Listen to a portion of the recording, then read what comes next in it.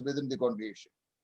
लेकिन आज का जो वर्तमान काल की जो समय है वो ऐसा है कि हमारी कलीसिया में बहुत सारे सदस्यों के पास प्रेम की कमी हो रही होगी। So Bible strictly tells us that love must be the energizing agency in order to exercise the spiritual gifts in the assembly.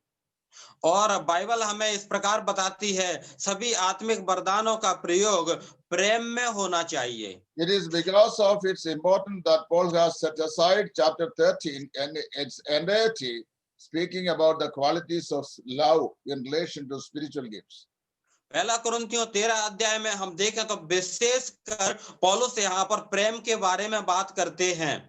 Today we are going to learn the use, misuse, and the regulation of the spiritual gifts. और आज हम लोग इनके बारे में प्रयोग और उनका दुरुपयोग और उनका फायदा क्या है उसके विषय में पढ़ेंगे। 9 different aspects in this relation that we will be studying. इन आत्मिक वरदानों के 9 बिंदुओं के विषय में आज हम लोग पढ़ने जा रहे हैं। Number 1 Corinthians chapter 11, 14, 3, 5, 12, 17, 19, and 26. All these verses Paul says, gifts are intended for edification.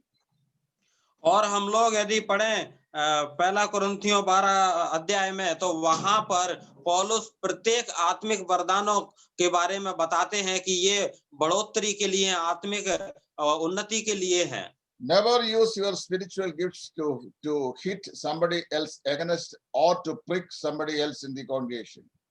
और कलीसिया में किसी भी सदस्य को हानि पहुंचाने के लिए या उनको नीचा दिखाने के लिए आत्मिक वरदानों का प्रयोग कभी ना करें। Some ministers and believers have a natural tendency that if they have something against some of their brethren, they, instead of speaking them privately, that they come to the church and read a word of God, a portion of the word of God, and strike them with these gifts.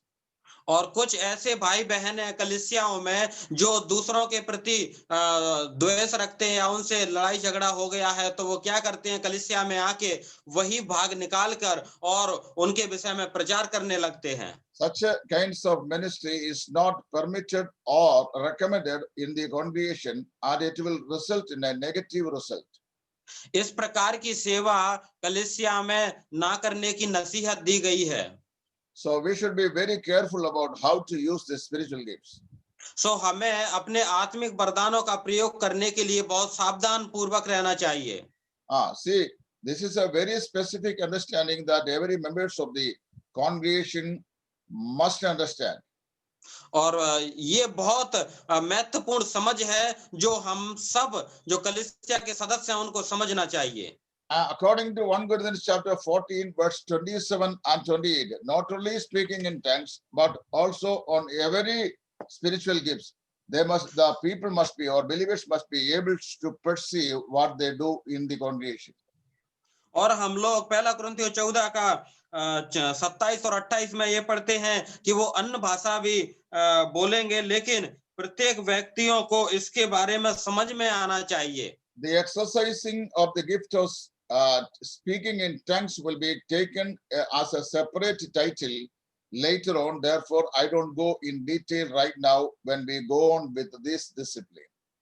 और जो अन्य भाषा का विषय है जो कलीसिया में बोला जाता है अन्य भाषा उसका एक अलग विषय है। अभी मैं उसको नहीं लूंगा, बाद में हम लोग अन्य भाषा के विषय में पढ़ेंगे। But as a general principle, Apostle Paul exhorts the saints in Corinthians that each one must be able to perceive whatever that the ministers or the believers who share within the congregation. और जो सामान्य जो नियम है वो पौलुस प्रेरित हमें ये कहना चाहते हैं जो हम आत्मिक वरदान का प्रयोग कर रहे हैं जो हम बोल रहे हैं वो सबको समझ में आना चाहिए। Say, for example, if I say that even the language which we use must be able others to perceive it, what we speak on them. और जो भाषा हम बोल रहे हैं वो सबको समझ में आना चाहिए, वो किसी ना किसी रीति से समझ जाएं कि ये प्रभु का दास क्या बोल रहा है। Some people when they come to the congregation in order to exhibit their linguistic abilities and competencies, they use very tough words which the audience may not be able to comprehend. कुछ समय हम लोग या जो प्रभु के दास लोग हैं जो वचन को लेते हैं वो ऐसे शब्दों का कठिन शब्दों का प्रयोग करते हैं जो कलीसिया के समझ नहीं पाते हैं। For example, if I say while I was perambulating in the street of London city, soon my perpendicularity became horizontality. I don't know how many people will understand what I said now. Eh? That means what I said is that while I और was जो walking, say, listen me, while I was walking at the street of London city, I had a slip of leg and I fell down. That is what I said. Didn't और you जब agree? मैं चल रहा था चलते चलते गिर पड़ा और इस बात को कितने लोग समझ पाए हैं मैं नहीं समझता हूँ। So first mention, very few people would have understood what I said while I was perambulating in the street of London city. It's very difficult to understand. Such a hard language. और इस बात को जब sir ने एक मलयालम में जो शब्द बोला है हम में से बहुत लोगों को समझ में नहीं आया है। See, even the communication within the congregation must be in the simplicity form. और जो हम लोग जो वार्तालाप कर रहे हैं प्रभु का वचन दे रहे हैं एक साधारण भाषा में होना चाहिए। Church is not the place where to demonstrate or to just show up our linguistic abilities, but is a place there to minister believers in the name of the Lord Jesus Christ with the spiritual gifts which He has given us. प्रभु का जो मंच है वो अपने आप को दिखाने के लिए नहीं है परंतु परमेश्वर की सेवा करने के लिए है। इसलिए कठिन कठिन भाषा द्विभाषियों शब्दों का हमें प्रयोग नहीं करना चाहिए। In verse number 27 and 28 of chapter 14, Paul says, in relation to speaking in tongues, that if a person who speak in tongues within the congregation, Paul's allow maximum 2 or 3 people and one after the other in a congregation. और हम लोग पहला कुरिन्थियों 14 का 27-28 में इसी बात को पढ़ते हैं। पौलुस कहते हैं यदि कोई अन्य भाषा में बोले है तो 2 या 3 लोग बारी-बारी से उसका अनुवाद करें। Today, if you visit a Pentecostal church or a charismatic gathering, you will see that every people will be speaking something that the audience cannot understand, or each other they cannot understand. Louder in voice, they speak together, and nobody knows what they are speaking. और Pentecostal church में हम लोग देखते हैं सभी सदस्य मिलके कुछ ना कुछ बोलते हैं लेकिन जो सुनने वाले सदस्य हैं उनको कुछ समझ में नहीं आता है। The gift of tongue which is mentioned by Apostle Paul in 1 Corinthians chapter 12 and 14 are not the same, one and the same that these charismatic people are doing in the name of the tongues in modern days.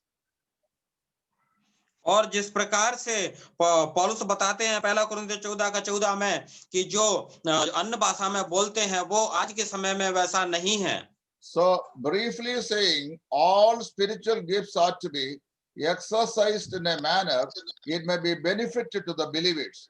Otherwise, no practical profit in exercising them in the congregation. और कहने का उद्देश्य यही है जो आत्मिक वरदान परमेश्वर ने हमको दिए हैं उनका कलीसिया में प्रयोग एक नियमबद्ध किया जाना चाहिए, पवित्र आत्मा के नियंत्रण में किया जाना चाहिए ताकि सदस्यों की उन्नति होने पाए। Whether you are preaching or teaching or exhorting or whatever you are doing within the congregation, it must be understandable.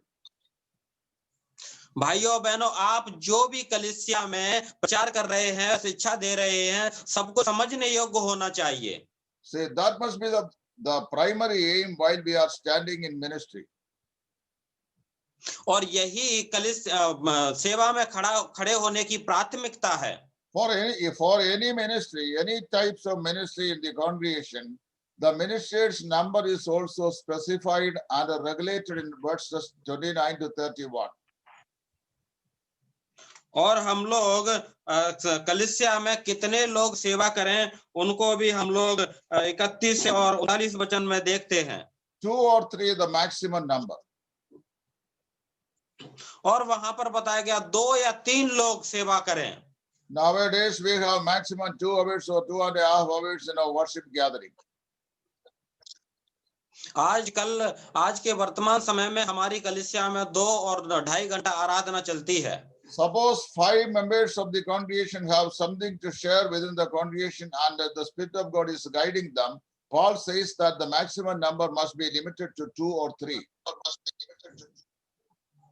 और आप सोच लीजिए कि उसी समय यदि 5 लोग कुछ कलीसिया में बोलना चाहते हैं वचन को, उसके संबंध में पौलुस ने बताया है 2 या 3 लोग ही बोलें।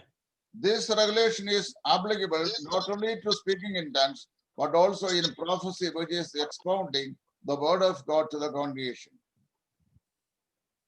और ये जो नियम बताया गया है 2 या 3 लोगों का, ये बहुत अच्छा है और यदि वो लोग दूसरी भाषा में बोलते हैं तो उसका अनुवाद भी किया जा सकता है। See, every believer have to examine the minister's ministry in the congregation to know that whether it would profit them or not.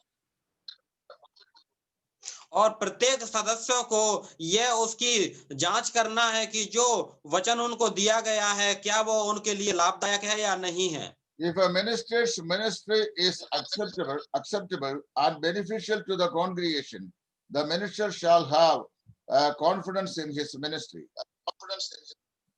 यदि सेवक की जो सेवा है वो विश्वासियों के लिए बढ़ोतरी के योग्य है, समझने योग्य है, तो ये बहुत लाभदायक है।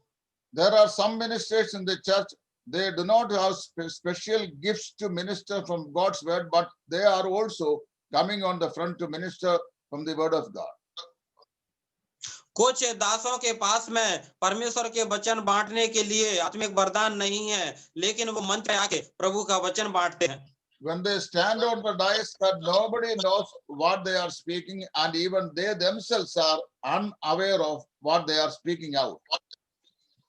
और वो क्या होता है कि जब वो बोलते हैं तो सदस्यों को भी पता नहीं चलता है कि वो क्या बोल रहे हैं, उनको खुद भी पता नहीं रहता है वो क्या बोल रहे हैं। Ministry of such characteristics are not to be, recommended or supported in the congregation. Rather, we should be discouraging people who do not have a specific ministry in the church. At the same time, those people who are having more abilities, more gifts, are to be recommended and be brought in front to the minister to minister the word of God. इस प्रकार के जो जो जो जो, जो नियम है वो कलीसिया में उनको बढ़ावा नहीं दिया जाता है, लेकिन जिनके पास आत्मिक वरदान है उनको मंच पर लाके उनसे प्रभु का वचन सुना जाता है। We should be very careful about dispensing our time and talent in a church ministry. और हमें कलीसिया की सेवा के लिए अपने आत्मिक वरदान के विषय में सावधान रहना चाहिए। Chapter 14 verse 13 tells us another regulation, that is, each believer has to be caring one another. Verse number 30 says, and why do we stand in jeopardy at every hour? So everyone must be caring one each other. और हम लोग पहला कुरिन्थियों 14:30 में हम पढ़ते हैं कि एक विश्वासी को दूसरे विश्वासी का ध्यान रखना चाहिए। Those who minister in the assembly must be careful to give privileges and opportunities to others also who have the same gifts. और जो कलीसिया में सेवा करते हैं उन्हें ये सावधान रहना चाहिए कि उनको याद भी रखना चाहिए कि दूसरे जो सदस्य हैं उनके पास भी आत्मिक वरदान है। There is no one man ministry in the church. और कलीसिया में एक जन सेवा नहीं करता है, न करने का ऐसा नियम है। Neither there is any man ministry also. और ऐसा नहीं है कि कोई भी व्यक्ति सेवा करे, ऐसा भी नियम नहीं है। See, one man ministry and any man ministry, both are unbiblical. और कोई भी आदमी आके कलीसिया में सेवा करे और कलीसिया में केवल एक जन सेवा करे, ऐसा बाइबल के अनुसार नहीं है। Each believer within the congregation must be understood this aspect at the very outset. Otherwise, there will be splitting and conflict in the congregation later in life. प्रत्येक सदस्यों को कलीसिया में सेवा करना चाहिए, उसमें भाग लेना चाहिए। यदि ऐसा नहीं करते हैं तो कलीसिया में फूट पड़ जाएगी और कलीसिया टूट जाएगी। In a special role, chapter 14 verse 34 to 35, prohibition in the church is also ordered. That is, women are not permitted or allowed to speak in a congregation. पहला कुरिन्थियों 14 का 34 और 35 में वहां पर एक निषेध बात को बताया गया है स्त्रियों के लिए कि चर्च में चुपचाप रहें। So this discipline, I would like to make a little bit elaboration. और ये जो अनुशासन है उसके विषय में मैं थोड़ा विस्तार रूप से आपको बताता हूँ। As it becometh every brethren churches everywhere in the world, the women are so silent within the congregation. और प्रत्येक कलीसिया जो ब्रदरन की हैं पूरे विश्व में कलीसियाओं में महिलाएं चुपचाप रहती हैं। Paul says that in a congregation where men are present, women are not permitted or allowed to exhort or to preach or to lead in the congregation. और पौलुस प्रेरित ये कहते हैं कलीसिया में जहां पर लोग हैं तो स्त्री को प्रचार करना या प्रार्थना करना बड़ाई करना ये सब नहीं करना चाहिए। Women's leadership is strictly prohibited in a New Testament church. और स्त्रियों की सेवा जो कलीसिया में है उसको नया नियम में मना किया गया है। They have their own roles in the church, but not among the men who are present. और वो उनके महिलाओं के बीच में वो सेवा कर सकती हैं लेकिन जहां पर मनुष्य लोग जहां पर इकट्ठे हैं वहां पर नहीं कर सकती। Some students recently asked me in my inbox a question that if there is no woman ministers in the congregation, why should Apostle Paul speaks about the deaconess and the deaconess of the church at Kengerea in Romans chapter 16? और हम लोग कुछ लोग ऐसा विचार करते हैं कि जब महिलाओं का कलीसिया में सेवा करना नहीं है तो पौलुस रोमियो 16 अध्याय में क्यों एक किंक्रिया की चर्च में कहते हैं कि महिलाएं भी वहां पर अध्यक्ष और वहां कारोबार संभाल सकती हैं। Paul is the one who has given us this guidance, being guided by the Holy Spirit of God, and wherefore Paul says very strictly that women have their own specific roles in the congregation, and it may be most usefully among the women and sisters, not among the men.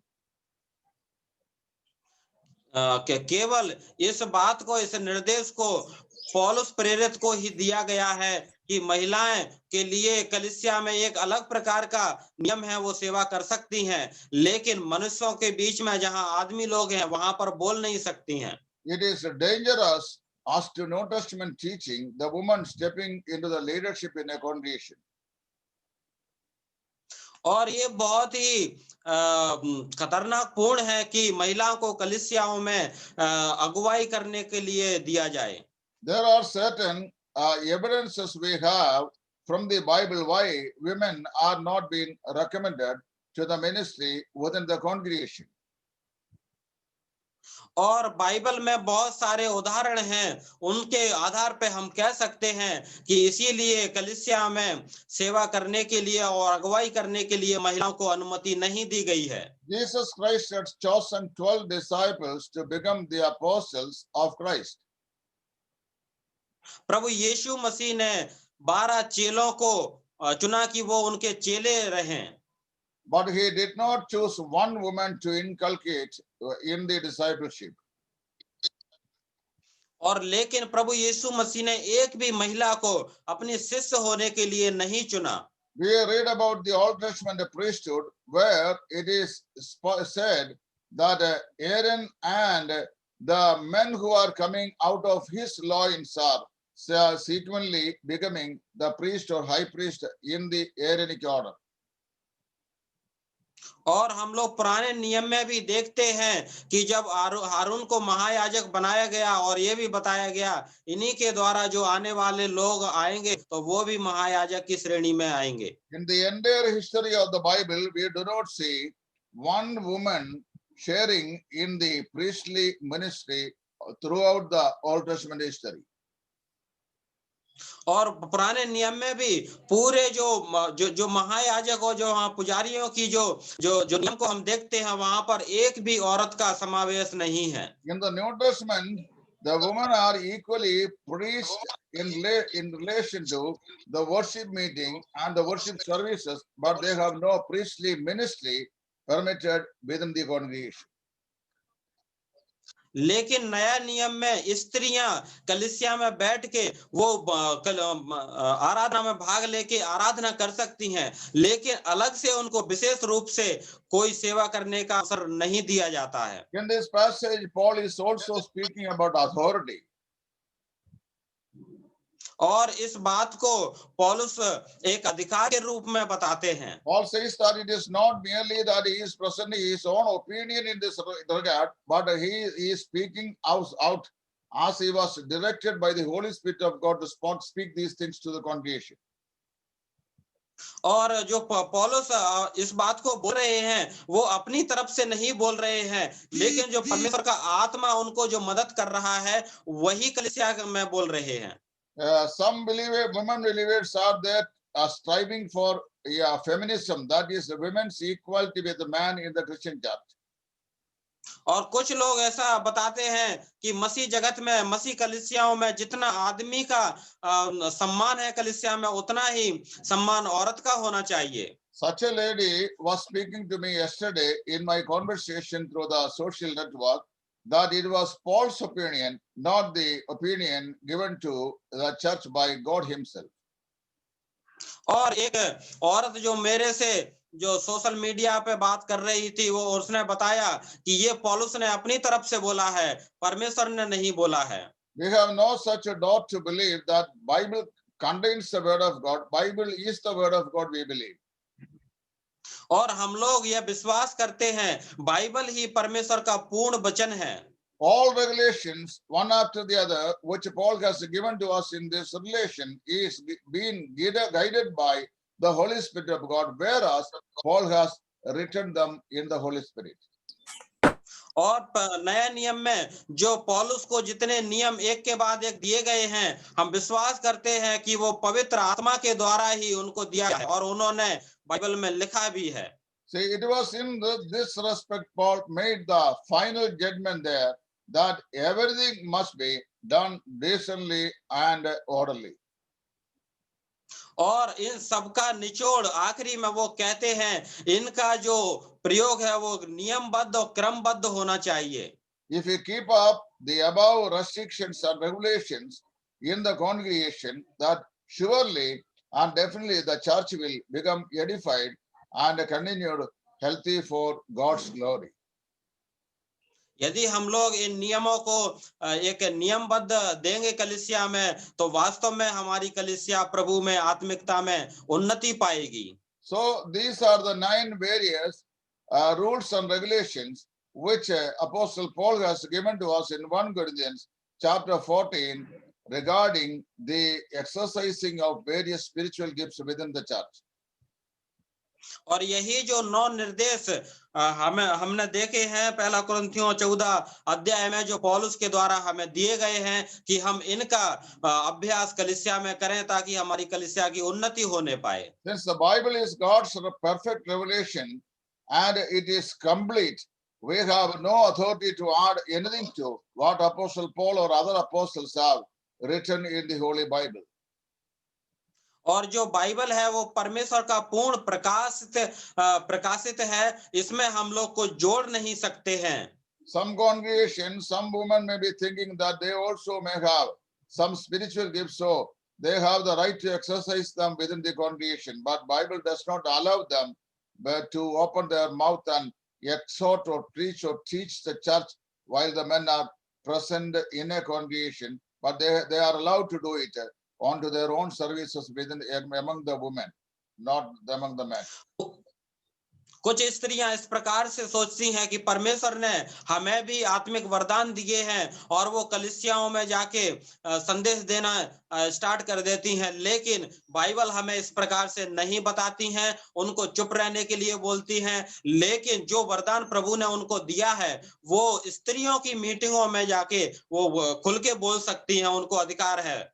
Now any of my audience who have got any further clarification needed in this respect regarding the regulations of spiritual gifts which we have studied so far, please ask me a question. I will rectify your query and then step into the new session. Anybody else got any? किसी भी भाई बहन के पास कोई भी प्रश्न है इस आत्मिक वरदानों के संबंध में और जो सर ने हमको पढ़ाया है, तो कृपा करके आप पूछ सकते हैं। Anyone has got any question, please ask me from within the restriction we have led so far. कोई भी स्पष्टता आप चाहते हैं, खुल के पूछ सकते हैं आप। Sir, one question I would like to ask. Okay. Now, as we have seen that in our brethren realm and brethren churches, the women are not allowed to praise and exalt. Then, if in any churches, if it is being done, what should the believers do, or the elder or the church evangelist? What we should do? See, the question is good. Answer must be given on the perspective of what Apostle Paul has made in the regulation. See, women are not allowed to speak in the congregation. Some people have different opinion about this question actually, because some people say that the European missionaries who have landed in our land, they have made such a regulation that the women should not be even praying or praising God within the congregation. And Paul has strictly spoken that they should not exhort or preach. Why then we are practicing and restricting women? Some people have often asked this question. But my answer is that when a woman is praising in a congregation where men are present, she is taking the leadership, because when she closes the prayer, that we all say is Amen. Amen means we are supporting what she has praised or prayed for. So that is a kind of leadership. So leadership in the congregation is strictly prohibited. That is what we are not permitting them. Ji, sir. Okay. But if we say that no, you are not permitted, then are we stopping them to worship the Lord? Because it is not by there, but when they are being led by the Holy Spirit, and God puts the words in their heart, they speak out. So if we stop them, we are not. No New Testament brothers and churches are stopping women from worship, but Bible says that they should do it in silence. 1 Corinthians chapter 14, read twice. They should do it in silence. So they can do it in silence because they loudly speaking within the congregation by women are not permitted. That's God, the Holy Spirit knows well, better than us. Yeah. But in our Lord Jesus Christ teachings, we have not found it in anywhere that it is written women are not permitted. But when Apostle Paul had received the revelation from God, 95% of the revelation in relation to the Church of Jesus Christ has been received by Paul. And Paul says by the help of the Holy Spirit that women should ask for the practices of everywhere the churches of the saints, that women should keep silence within the congregation. When Paul says it, so that I have no right to violate what revelation Paul has set up already. Okay, sir. Thank you so much. See, the women may be eager to speak in. That is true. Yeah. But but their eagerness should have supported by the revealed word of God. Word of God does not permit. And it says that even if they want to ask some questions in the church, that they have to go back home and then consult their husbands. And then there may be a legitimate question forwarded by some people that if an unmarried woman, what is her case? So unmarried women, let them ask to us the ministries of God's word, that we will explain them. They can ask us in the telephone or in the public forum here or in the messenger inbox. We will answer them in a godly manner. And once they are married, let them ask their husband. Okay. Understand? Yes. Thank you so much. Thank you. Okay. So सुंदर जवाब दिया है। भाई का question था कि यदि कोई कलीसिया में स्त्री करना चाह रही है, परमेश्वर की आत्मा उसको अगुवाई कर रही है, तो हम कैसे उसको रोक सकते हैं? तो सर ने उसका जवाब दिया था, यूरोप से जो मिशनरी लोग आए थे, उन्होंने ऐसा नियम कर दिया था कि स्त्रियां भी चर्च में प्रार्थना कर सकती हैं। लेकिन परमेश्वर का वचन जो पौलुस के द्वारा हमें दिया गया है, वो हमें मना करता है। तो और यदि कोई स्त्री करती भी है और हम सब जब आमीन बोलते हैं, उसका मतलब ये है कि हम उस औरत के साथ में सहमत हैं। और जब औरत ये काम कर रही है, प्रार्थना कर रही है, प्रीचिंग कर रही हैं, तो हम उनको सपोर्ट करते हैं, मतलब हम उनको एक लीडरशिप, उनको एक अगुवा बनाते हैं। और जो बाइबल के खिलाफ है, वो हम लोग 34 वचन में भी पढ़ते हैं कि स्त्रियां कलीसिया की सभा में चुप रहें, क्योंकि उन्हें बात करने की आज्ञा नहीं, परंतु अधीन रहने की आज्ञा है। सर ने बताया है वो शांत रीति से परमेश्वर की आराधना कर सकती हैं। और महिलाओं की जब सभा होती है, महिलाओं की मीटिंग है, वो खुल के आवाज करके बोल सकती हैं, कोई बात नहीं। But I have a different opinion, from the existing brethren teaching in this respect regarding the woman's involvement in the ministry. That also I would explain. और एक और शिक्षा है कि स्त्रियों के विषय में नया नियम है, वो भी मैं आपके साथ में साझा करूंगा। Paul is strictly speaking in respect of a worship gathering, not in any other gathering. पौलुस जो हैं आराधना के संबंध में आदरपूर्ण बात को बता रहे हैं, दूसरे विषय में नहीं बता रहे हैं। So I don't think anything wrong in women ministering in the gospel in a public forum where it is not a worship place. और बाहर जाके सुसमाचार की जो सेवा चल रही है, मैं ऐसा विश्वास करता हूँ महिलाएं खुल के बोल सकती है, लेकिन कलीसिया में नहीं। There is during this COVID season, I have seen that more than men, the women are coming in the public forum to preach and teach the word of God. और इस कोरोना महामारी में मैं जानता हूं कि लोगों की अपेक्षा, आदमियों की अपेक्षा स्त्रियां जो मंच पे आके और बाहर जो सुसमाचार की सेवा कर रही हैं।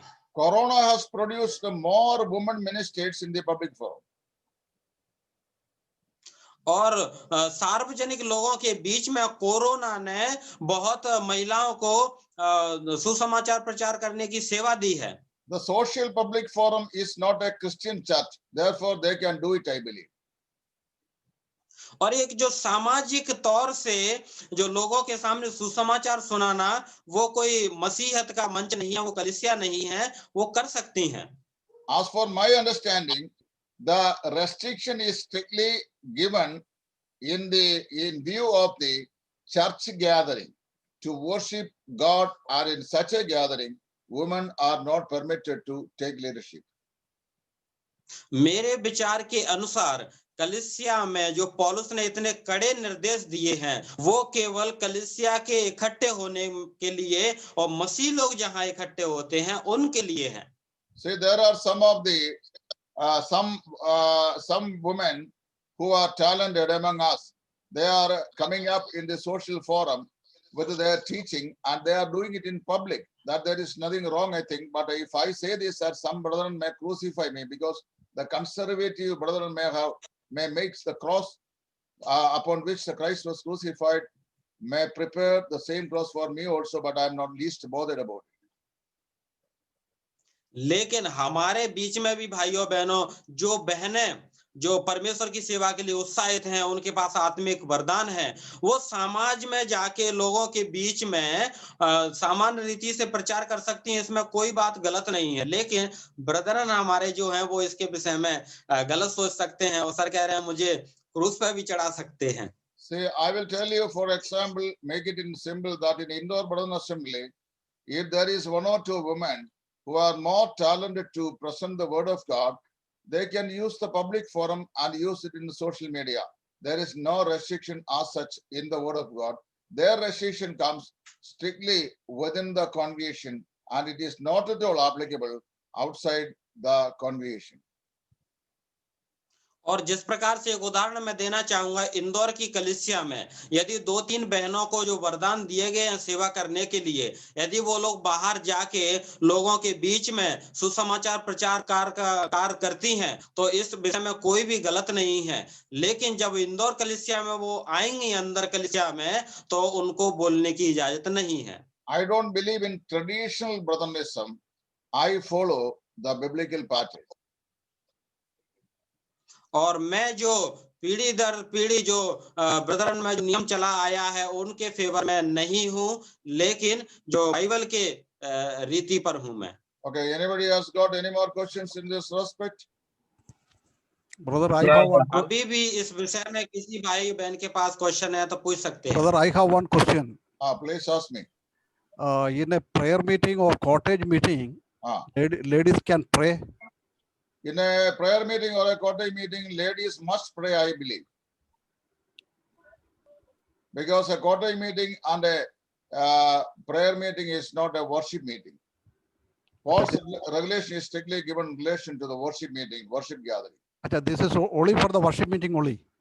That is what I understand, because there are European missionaries who landed in Kerala.